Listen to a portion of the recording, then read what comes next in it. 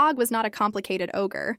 He was big, he was green, and his vocabulary generally revolved around the immediate needs of smashing, eating, and grunting in a manner that conveyed vague approval.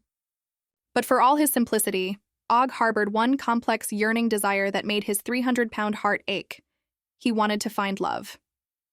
Not the brutish, head-smashing kind of love his kin understood, which usually ended with a shared, greasy chunk of venison and a communal nap in the mud. Ogg wanted the gentle, soul-gazing, poetry-spouting kind of love he'd overheard a wandering troupe of bards sing about, the kind that made the human ladies sigh and clutch their chests. His attempts at achieving this romantic ideal, however, were universally catastrophic. Take, for instance, his most recent effort, a serenade. Ogg had spent 3 days practicing a high-pitched, warbling melody he believed sounded like a nightingale, though it more closely resembled a boulder grinding against rock. He had positioned himself outside the cottage of a farmer's plump, rosy-cheeked daughter named Esmeralda. As he took a deep, chest-rattling breath for his grand finale, he failed to notice the rickety wooden fence behind him. The subsequent noise was a soundscape of destruction. The crack of splintering wood, the thud of 4 large, heavy flower pots, gifts he'd planned to offer, hitting the ground, and the mournful squish of Esmeralda's favorite squash patch. Esmeralda herself had shrieked, not in appreciation of his artistry, but in sheer terror, slamming her wooden shutters so hard the paint chipped off. Ogg had stood there, his 4 pots now a messy mulch of ceramic and soil, his vocal cords vibrating with unreleased, tender emotion, and only then realized his mistake. The serenade was supposed to happen before the property damage. Love, he concluded, was harder than lifting an entire sheep.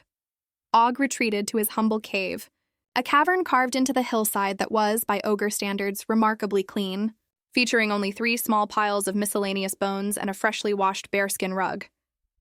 He sat on a massive, moss-covered log, the ogre equivalent of a thinking chair, and pondered his romantic failures.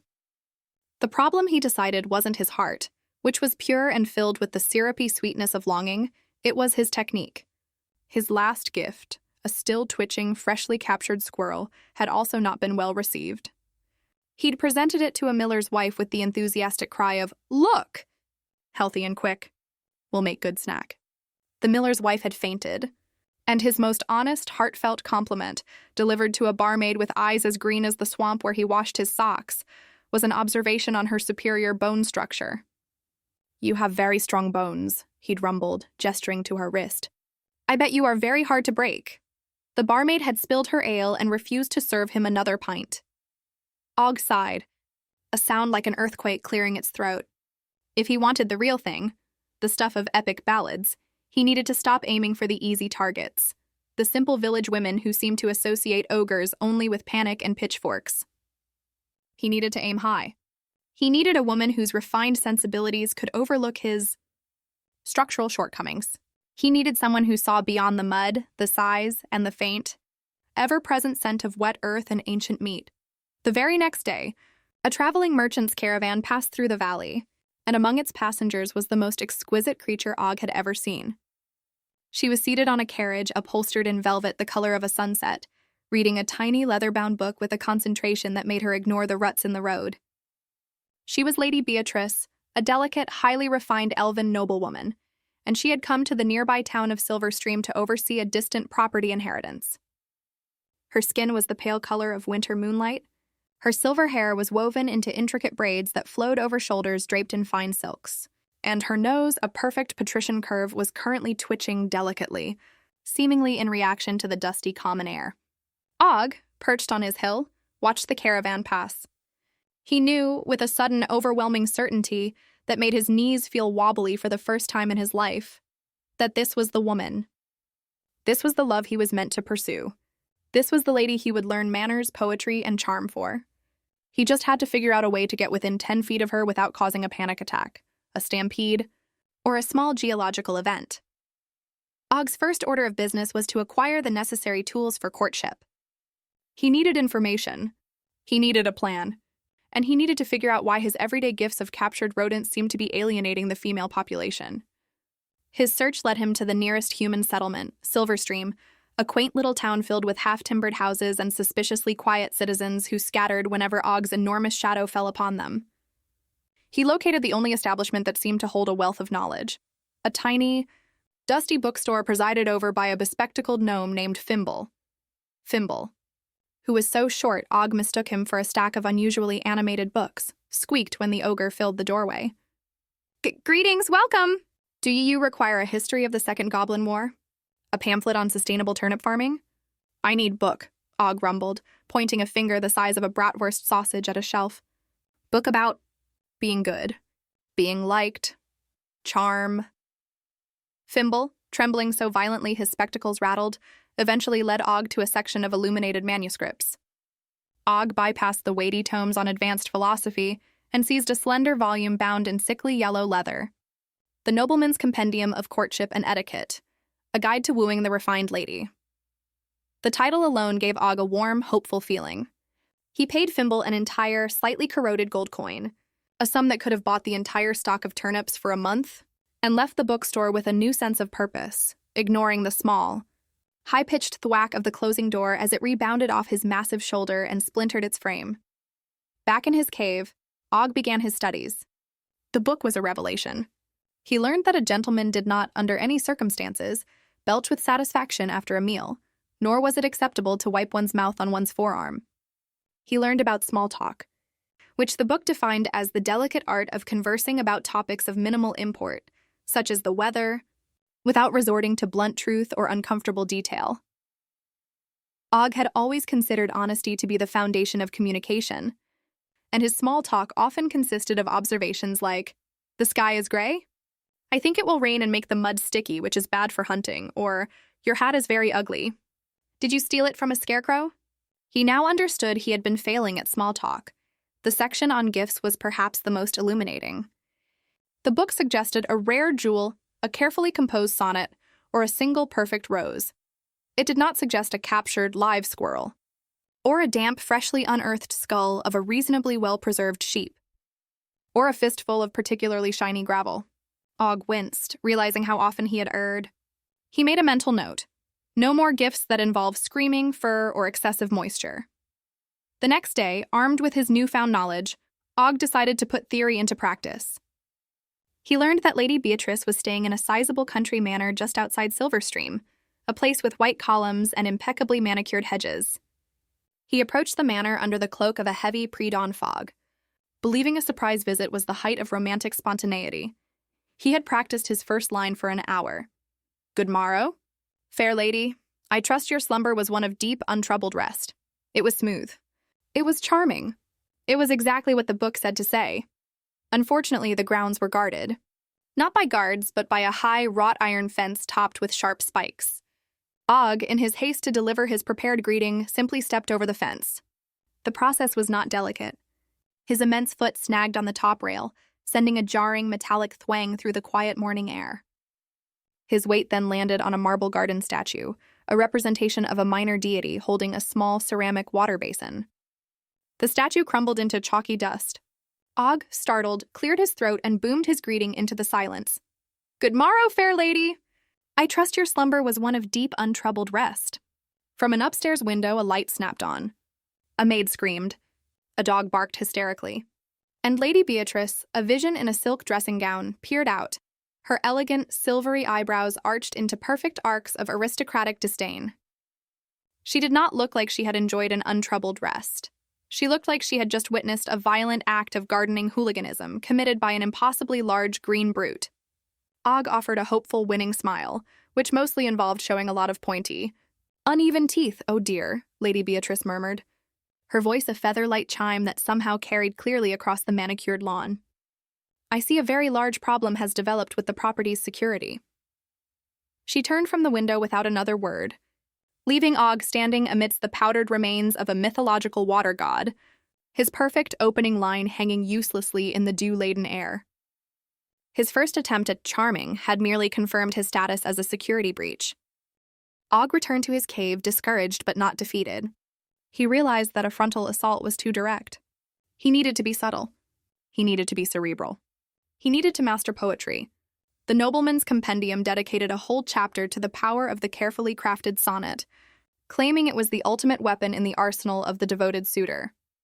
He bought more books from the terrified Fimble, this time on rhyme schemes and meter. Ogg learned what a trochaic octameter was, though he still wasn't entirely sure how to pronounce it. He spent the next 3 days struggling with the concept of a muse, eventually settling on a mossy, flat rock as his poetic inspiration. His first attempt at a love poem, meant for Lady Beatrice, was a masterpiece of ogre logic. Your bones are strong. Your skin is pale like a dead fish upon a trail. Your eyes are like the clear green pool, where I catch frogs and keep them cool. If you were a sheep, you'd be a big one. Let's eat a lot and have a lot of fun. I like your smell, like old dry grass. Please do not run away from my big mass. Ogg read the poem aloud, his voice cracking with emotion. He thought the imagery, especially the part about the strong bones, was particularly moving. But something felt off.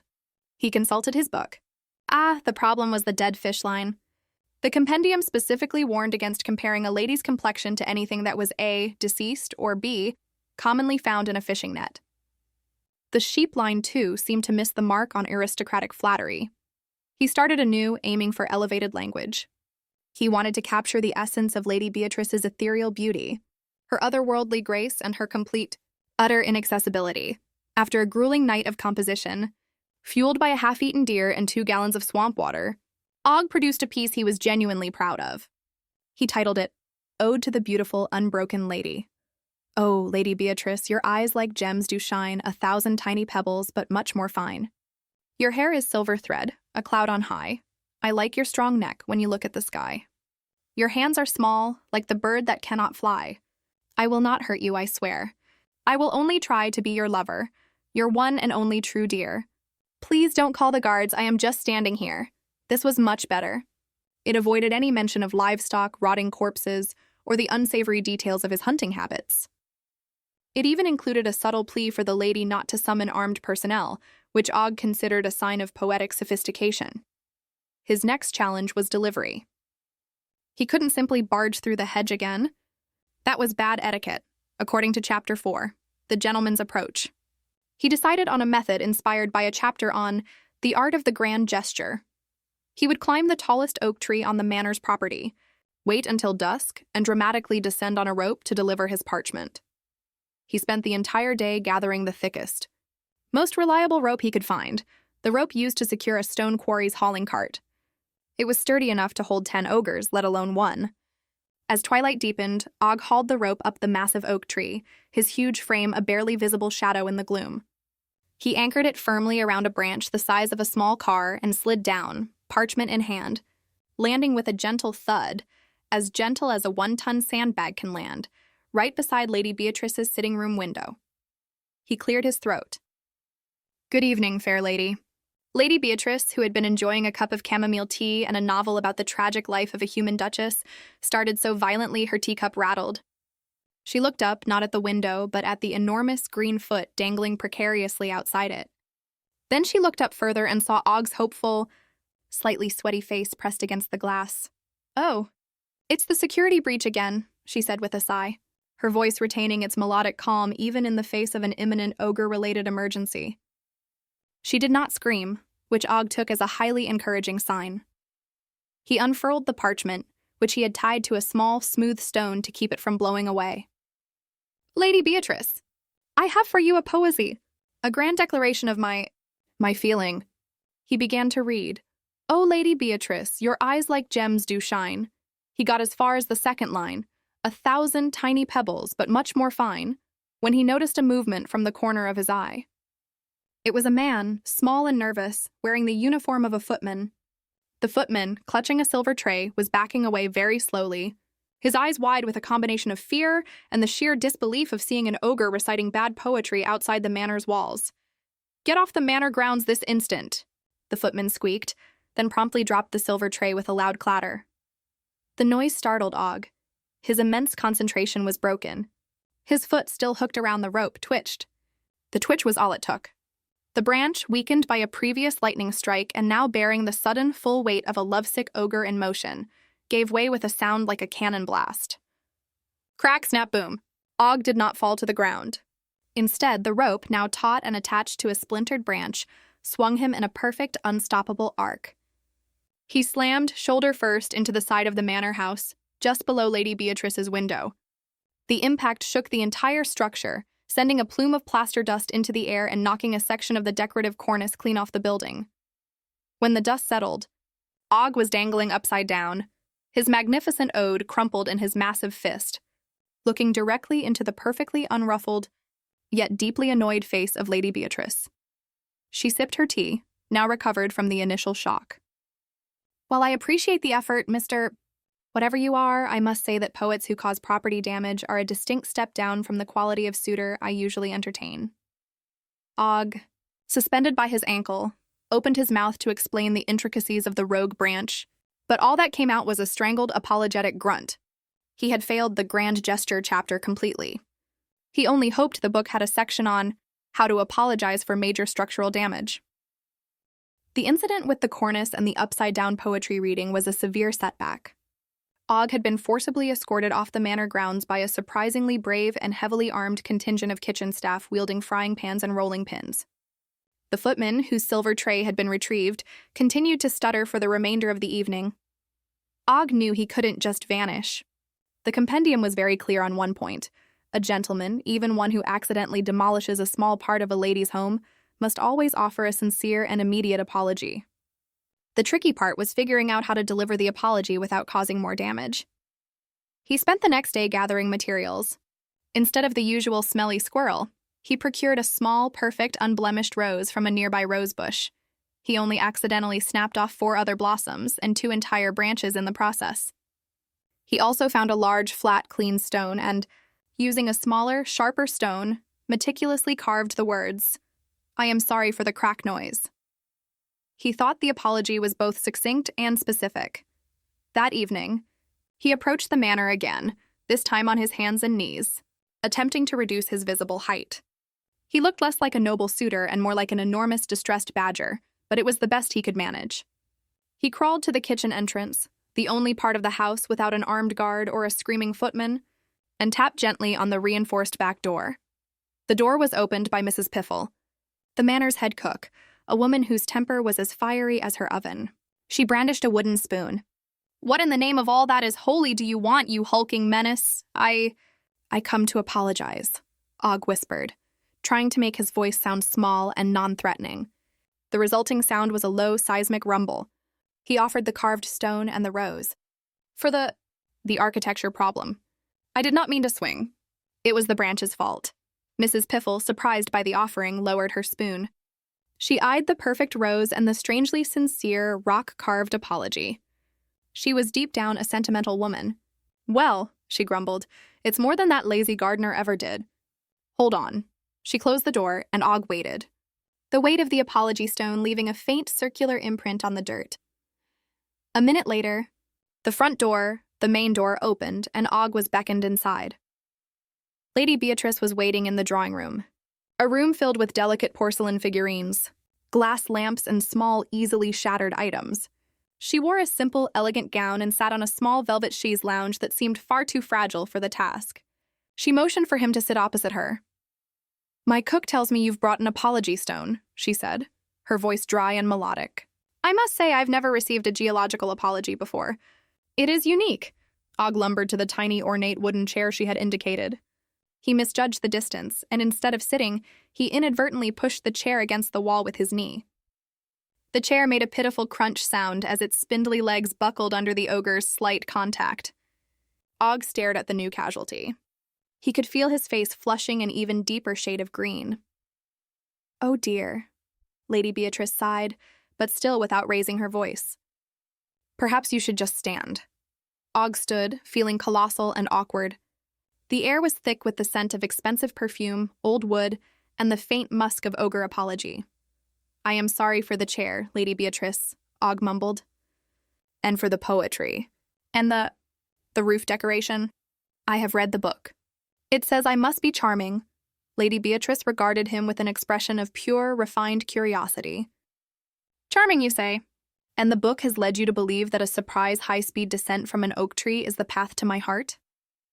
"The book called it a grand gesture," Ogg defended weakly. "But I think the branch was faulty."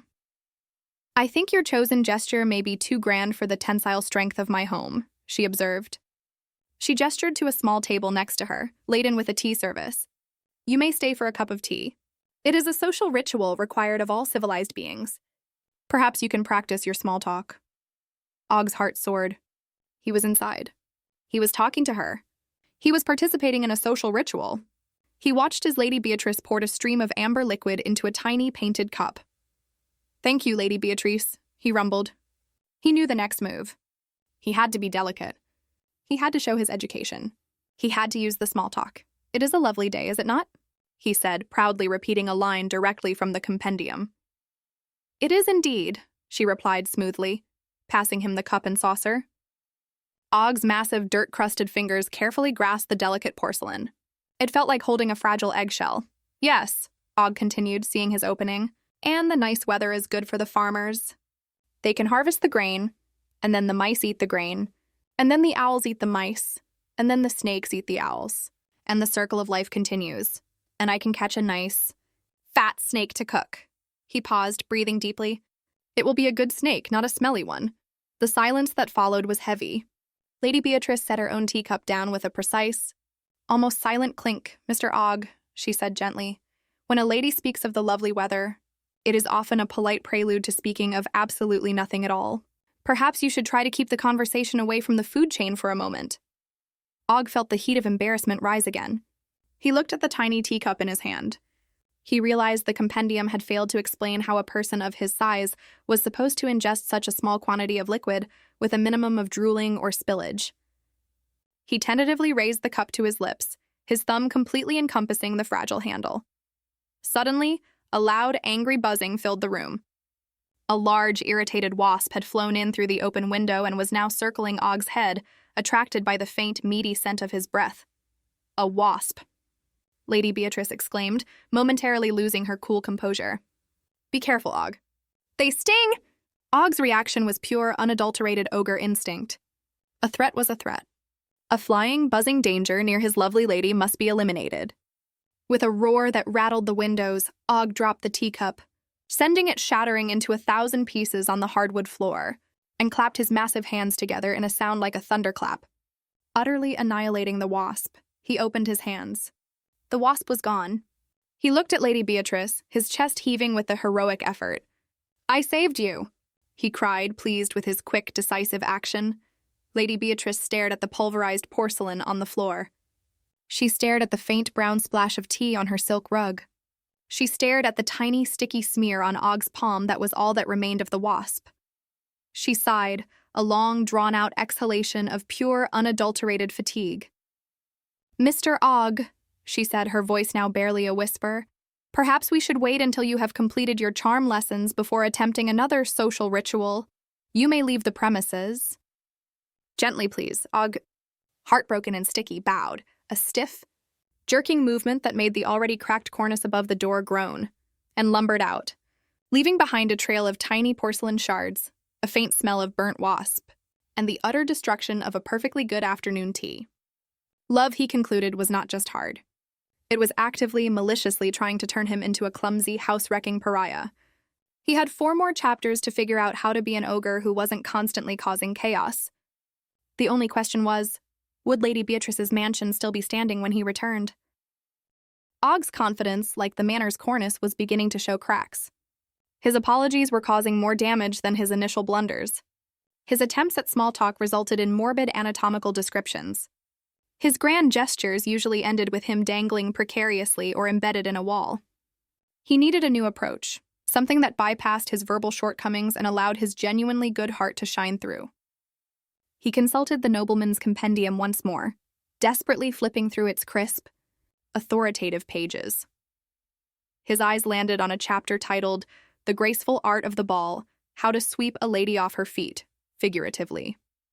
It spoke of elegant waltzes, delicate steps, and the enchanting rhythm of the minuet. Dance, this was it! A way to communicate without words, a language of movement and charm. Ogg, whose usual dance involved stomping rhythmically while celebrating a successful hunt, felt a spark of hope. How hard could it be? The compendium advised taking lessons from a seasoned instructor. Ogg, however, knew no seasoned instructors who would willingly teach an ogre, especially not after his recent property-related indiscretions. So he decided to be his own instructor. He cleared a large section of his cave, sweeping away the bone piles and pushing his mossy log against a wall. He found a piece of reflective slate, the ogre equivalent of a mirror, and began to practice. His first attempt at a graceful bow involved a deep bend at the waist, which unfortunately caused his head to scrape against the low ceiling of the cave, sending a shower of dust and small rocks onto his shoulders. He straightened with a cough, trying again. The compendium also stressed the importance of a light step. Ogg tried. He lifted one enormous foot, intending to place it gently back down. The result was a surprisingly loud thump that reverberated through the cave, shaking loose a few more pebbles. It sounded less like a light step and more like a tree falling down a flight of stairs. For the next 2 days, Ogg dedicated himself to the art of dance. He practiced the 1-2-3 of the waltz, counting aloud in his booming voice, which made the local wildlife scatter in a 10-mile radius. He tried spinning, a maneuver that, due to his immense inertia, generated a small but noticeable whirlwind inside his cave, tossing loose leaves and small stones into a chaotic vortex. He accidentally knocked over his only furniture, the mossy log, twice. The concept of grace remained stubbornly out of reach. His most challenging practice was the dip, where the gentleman would elegantly lower his lady. Ogg tried practicing with a large, unsuspecting badger he had captured, hoping it would simulate the weight of a delicate noblewoman. The badger, however, proved uncooperative, biting Ogg's finger before being accidentally flung into a stalagmite. Ogg sighed. His dance partners were proving even less willing than his previous romantic targets. He finally decided he had mastered enough to present his skills. He learned that Lady Beatrice was hosting a small, intimate garden party for some local gentry and a few visiting dignitaries. This was his chance. A public demonstration of his refined new talents. He would not cause property damage. He would cause admiration. That evening, dressed in his finest tunic, a freshly laundered bearskin that still smelled faintly of fish, Ogg approached the manor. He decided on a new tactic, a subtle, unannounced entrance. He waited until the party was in full swing, the sounds of laughter and music drifting across the lawn.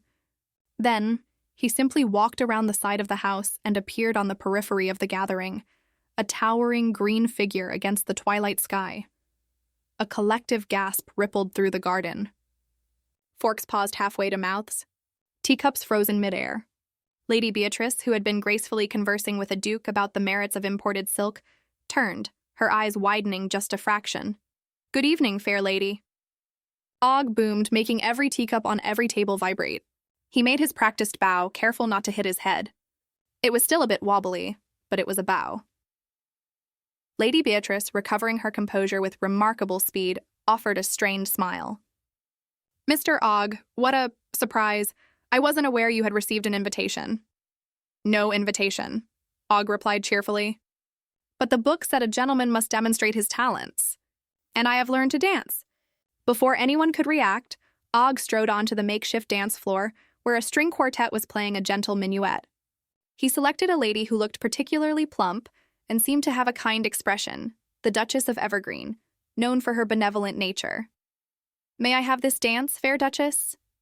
Ogg asked, attempting to mimic the elegant bow he had practiced. The Duchess, startled by his sudden appearance and sheer size, squeaked. Ogg, without waiting for an answer, took her hand.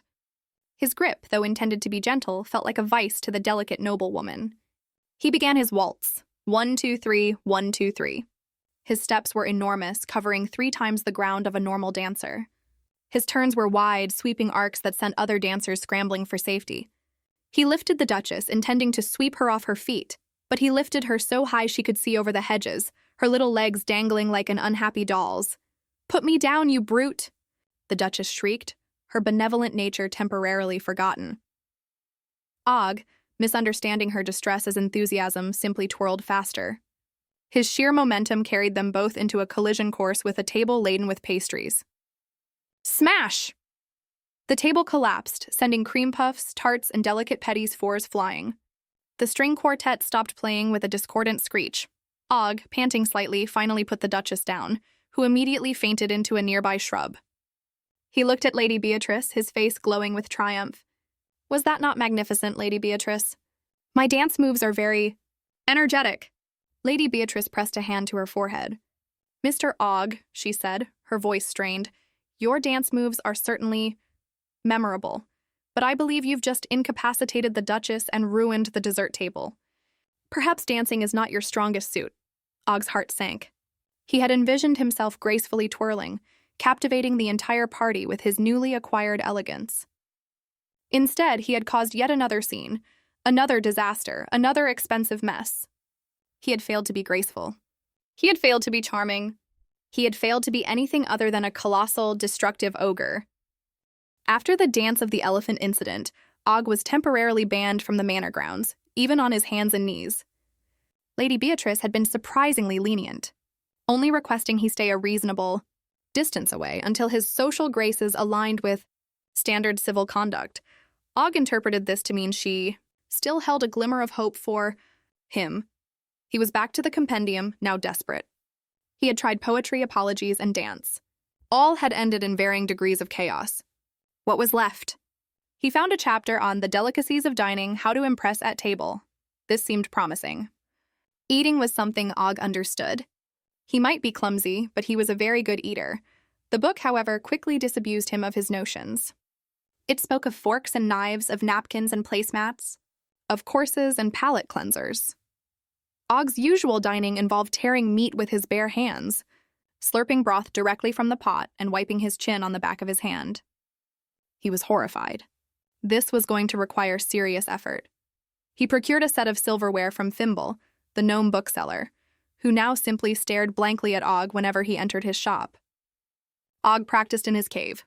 The small, delicate fork felt alien in his massive hand, like trying to pick up a pebble with a tree branch. He tried cutting a piece of venison, but the knife, designed for human hands, bent immediately. He resorted to using a sharper rock, which was marginally more effective but rather defeated the purpose of silverware. He learned about table manners. No burping. No reaching across the table. No gnawing on bones and then spitting them onto the floor. He tried to mimic the posture of the elegant illustrations in the book, sitting upright, shoulders back. His mossy log, however, was not designed for such aristocratic bearing, and he often found himself sliding off, leading to a series of grunts and thuds. One evening, a desperate thought struck him. Lady Beatrice was hosting a small dinner party for a visiting diplomat. This was a private affair, not a boisterous garden party. It was the perfect opportunity for a quiet demonstration of his newly acquired dining prowess. He wouldn't cause any property damage. He would simply eat with utmost decorum. He decided to make his entrance subtle. Very subtle. He would wait until the dinner was well underway, then slip in, take a seat, and simply eat. No grand declarations, no poetry, no dancing. Just quiet, refined consumption. He scaled the side of the manor, finding a window leading into what looked like a pantry. He squeezed through, a process that involved considerable effort and a few muffled grunts as his hips got stuck. He emerged, covered in flour and smelling faintly of nutmeg, just as the main course was being served in the elegant dining room. Lady Beatrice and her guests, a stern-looking diplomat with a monocle, a giggling baroness, and a portly magistrate, were seated around a polished mahogany table. Ogg, still flour-dusted, silently slipped into an empty chair at the far end of the table. He was so large he had to angle the chair slightly to fit, but he was in. And no one had noticed. Success. A footman, seeing the empty chair suddenly filled by an enormous green flour-covered ogre, gasped and dropped a plate of roast pheasant. The plate shattered, scattering pheasant and gravy across the floor. "Oh dear," Lady Beatrice sighed. "Mr. Ogg, have you come to join us for dinner?" Ogg, mortified at being discovered, nevertheless tried to salvage the situation. "Yes, Lady Beatrice. I have learned the ways of the fork and knife." He smiled, pulling out his personal, slightly bent fork from his bearskin tunic. The diplomat adjusted his monocle, his eyes narrowing. The baroness stopped giggling. A new plate of pheasant was brought. Ogg observed. Lady Beatrice delicately used her fork and knife. Ogg tried to copy. He managed to spear a potato, but then, in his effort to cut the pheasant, he applied too much force. The knife, still the one from Fimble's, bent sharply, and the pheasant flew off the plate, landing with a wet smack on the diplomat's pristine white cravat. The diplomat slowly removed his monocle. "My good sir," he said, his voice dangerously low, "do you have any idea how much this cravat costs?" Ogg, horrified, tried to apologize. "I am sorry. It was the pheasant's fault. It was very slippery." Lady Beatrice, however, took control. "Mr. Ogg," she said, her voice surprisingly calm, Perhaps you would prefer to eat your meal in the kitchen, where the implements are more robust. Mrs. Piffle will be happy to provide you with a very sturdy spoon. Ogg, feeling utterly defeated, shuffled out of the dining room, leaving behind a splattered diplomat, a snickering baroness, and a very disheartened Lady Beatrice. He had failed to master the delicate dance of dinner. He had only succeeded in proving that his table manners were as destructive as his actual dancing. Ogg retreated to his cave, convinced that every physical action he attempted inevitably led to property damage, injured nobility, or ruined cravats. He needed a new strategy, one that avoided movement altogether. He needed to master the art of conversation. The compendium dedicated an entire section to engaging discourse, how to captivate with wit and charm. This was his final, desperate hope. He studied the section on appropriate topics.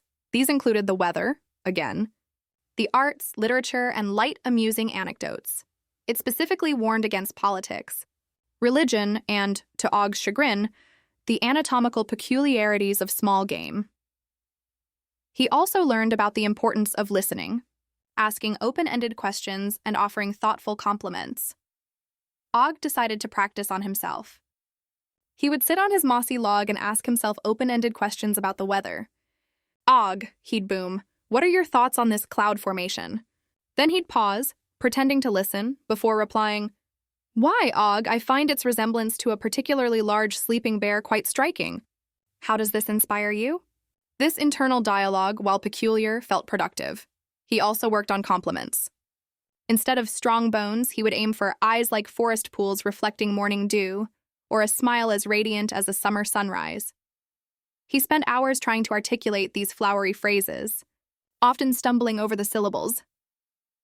His chance came a few days later. Lady Beatrice, perhaps feeling a pang of pity, or more likely simply out of sheer scientific curiosity, had sent word via a very small, very brave page that she would grant Ogg an audience on the condition that he cause no further damage and attempt only conversation. She had chosen a secluded bench in a rarely used part of the manor's expansive rose garden. Ogg arrived carefully, gingerly, avoiding every single rose bush. Lady Beatrice was seated, surrounded by the sweet scent of blossoms. She looked up as Ogg approached, a faint, weary smile on her lips. "Good afternoon, Mr. Ogg. I trust you haven't brought any more geological apologies today." "No, Lady Beatrice," Ogg rumbled, making a conscious effort to keep his voice soft. "Only words. I have come to speak the conversation." He managed a fairly respectable bow without knocking over any nearby shrubs. "Very well," she said, indicating the space next to her on the bench. Ogg, remembering the chair incident, carefully lowered himself. The bench creaked ominously, but to his relief held. "The weather is quite lovely today, is it not?" Lady Beatrice began, prompting him. "Indeed it is, Lady Beatrice," Ogg replied, taking a deep breath. "The sun shines upon the roses, making them bloom in such a vibrant red. A color of fierce passion. Like a goblin after too much spicy stew," Lady Beatrice blinked. "An interesting comparison, Mr. Ogg." Ogg, undeterred, pressed on. "Yes, and the scent of the roses. It is so fragrant. Like a field of tiny, sleeping gnomes after a good bath." Lady Beatrice coughed delicately into her hand. "Perhaps we can move to another topic, Mr. Ogg. Have you read any engaging literature lately?" Ogg brightened. "Ah, literature. I have indeed. I have read the nobleman's Compendium of Courtship and Etiquette. It is a truly enlightening tome. It has taught me many things. For example, that one should never belch at table. And that one should not give live squirrels as gifts." He paused, looking earnest. "Though I still believe the squirrel was a very fine specimen." Lady Beatrice simply stared at him for a moment. "I see. And what did you think of the chapter on engaging discourse?" "It was very good. It said I must ask open-ended questions. So, Lady Beatrice, what is your favorite type of fungus and why?" Lady Beatrice's eyes widened. My favorite type of fungus, Mr. Ogg?" "Yes, for me it is the giant puffball. Very good to eat, especially when roasted with a bit of badger fat.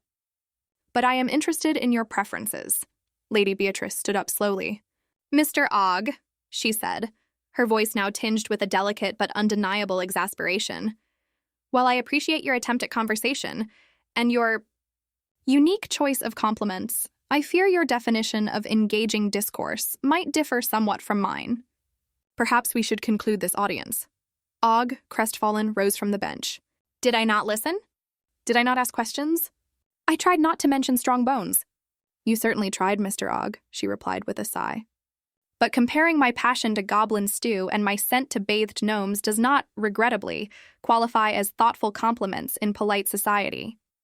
Nor does asking about fungal preferences. I am afraid, Mr. Ogg, that this particular avenue of courtship might also be closed to you. Ogg watched her walk away, her silver hair shimmering in the afternoon sun. He had failed again. Even his words, his carefully chosen, compendium-approved words, had turned into an awkward disaster. He was beginning to suspect that Lady Beatrice was immune to his particular brand of charm, or perhaps simply immune to him. Despair was a heavy cloak, and Ogg wore it with a profound sadness. He had tried everything the book suggested: manners, poetry, dance, dining etiquette, and conversation. Each attempt had resulted in a more spectacular failure than the last, leaving a trail of broken objects, offended sensibilities, and one very weary elven noblewoman. He was an ogre, and it seemed he was doomed to remain an ogre, forever misunderstood in his quest for refined affection. He stopped reading the compendium. He stopped practicing his awkward bows. He just sat in his cave, occasionally sighing so deeply it rattled the stalactites. He watched the manor from afar, a silent green sentinel of unrequited love. Lady Beatrice, he decided, was simply too delicate, too refined, too everything for a clumsy brute like him. He would simply admire her from afar, a noble, if lonely, ogre in exile. One brisk autumn afternoon, as Ogg was watching the manor, he noticed something amiss. A group of villagers, usually so quick to scatter at his sight, were gathered near the edge of the manor grounds, pointing frantically towards the stables. Smoke thick and black was billowing from the stable roof. The stables, where Lady Beatrice kept her prize-winning elven steeds, were on fire. Panic, cold and sharp, pierced Ogg's despair. Lady Beatrice! The horses? All those delicate, easily burnt things. He didn't think. He didn't consult the compendium. He simply acted. He bounded down the hill, his enormous strides covering the ground in seconds. The villagers shrieked and fled as he approached, but Ogg didn't notice. His eyes were fixed on the burning stable. Flames licked at the wooden structure, and the terrified whinnies of trapped horses echoed from within. 2 stable hands were frantically trying to break down the main stable door with an axe. But the wood was thick, and the heat was intense. "The lock is jammed," one cried, coughing from the smoke. "And the beams are falling." Ogg didn't hesitate. He took one massive step, placed his hands on either side of the heavy wooden door, and with a guttural roar, ripped it clean off its hinges. Splintered wood flew, and the heat blasted out, singeing his bearskin tunic. He plunged into the inferno. Inside, chaos reigned. Horses bucked and whinnied, blinded by smoke and maddened by fear. Parts of the roof were indeed collapsing. Ogg, ignoring the heat and the falling debris, moved through the smoke, his huge hands patting the flanks of the terrified beasts, trying to calm them. He found the first horse, a beautiful spirited mare, cowering in a stall. She was too frightened to move. Ogg, with surprising gentleness, reached under her belly, lifted her, and carried her out of the burning stable, kicking and snorting like a giant green fireman with a very large, disgruntled pet. He deposited her safely outside, then immediately turned and went back in, one by one. He brought out the horses, 3 more mares, a stallion, and a pony, each time braving the intensifying flames and falling timbers. He emerged for the 5th time, coughing, his fur singed, a frantic young foal cradled in his arms, just as the entire roof of the stables finally collapsed in a fiery roar. He laid the foal gently on the grass, then looked around. All the horses were safe, being led away by the stunned stable hands. He saw Lady Beatrice standing a short distance away, her face pale with shock and streaked with soot, watching him. She walked towards him, her delicate frame moving with a new urgency. "Ogg," she whispered, her voice uncharacteristically shaky. You saved them. All of them." Ogg, still catching his breath, simply nodded. His eyes, though red from the smoke, held a genuine concern. The little one was very scared. It tried to bite my ear. Lady Beatrice reached out a hand, not to push him away, but to touch his singed arm. Her touch was light, but Ogg felt it deep in his ogre heart. I don't know what to say. You were incredibly brave. You risked your life." Ogg shrugged, feeling a warmth that had nothing to do with the fading embers of the stable. "They were in danger. I could help. For the first time since he had set eyes on her, Lady Beatrice looked at Ogg not with disdain or annoyance or polite exasperation, but with a flicker of something new, respect. And perhaps, just perhaps, a tiny hint of something that resembled admiration. He hadn't tried to be charming. He hadn't used poetry or manners or delicate dance steps. He had simply been an ogre, using his immense strength and his surprisingly good heart to do something truly heroic. And in that moment of raw, selfless action, Ogg had, without even trying, been more truly charming than any book could ever teach him to be. The morning after the stable fire, the atmosphere around Lady Beatrice's manor was subtly altered. The charred remains of the stables smoldered, a testament to the peril, but the gentle whickering of the rescued horses from a temporary paddock was a more powerful testament to the triumph. The villagers, who had scattered at Ogg's approach the day before, now spoke of him in hushed, amazed tones, the fear in their voices replaced by a reluctant, almost mythical awe. They hadn't seen a green brute. They had seen a hero. Lady Beatrice, too, was changed. The habitual curtain of aristocratic composure that usually veiled her emotions was lifted.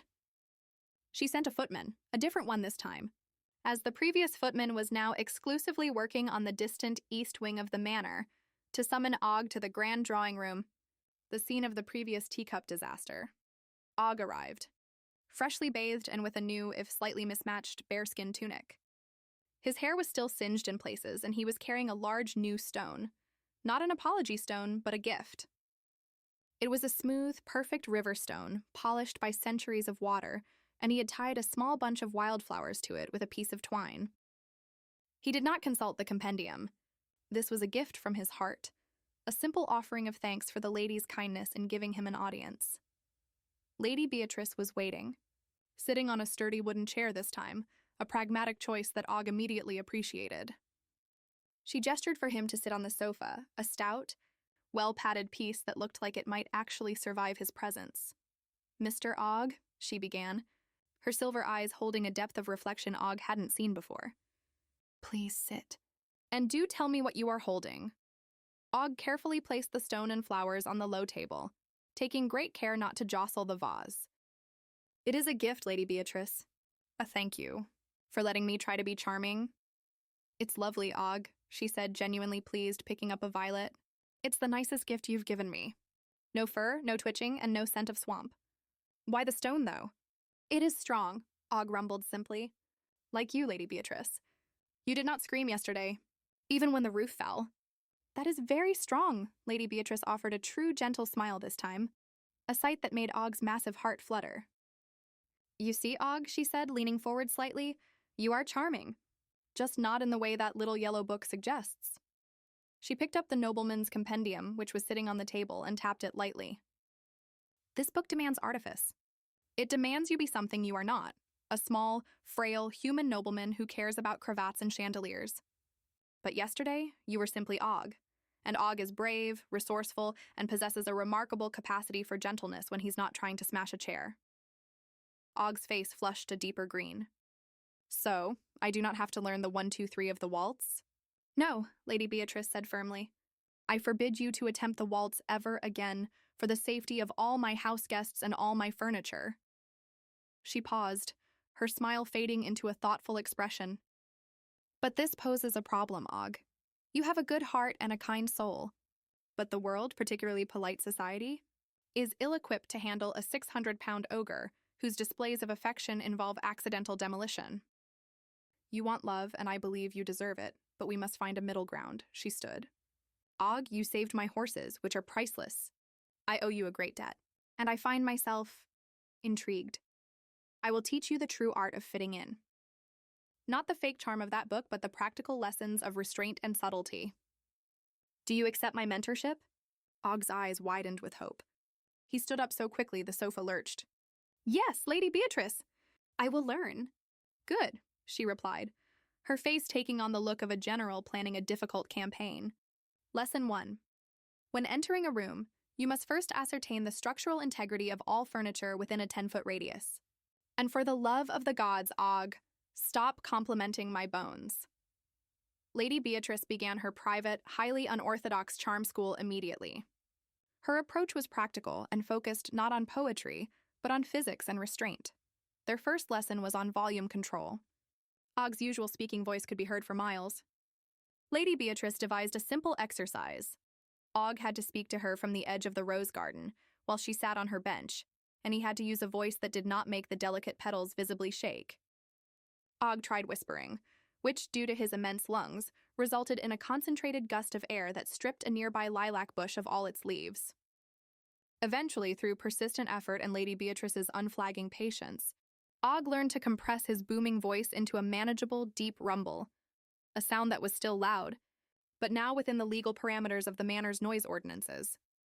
The second lesson was gentle handling.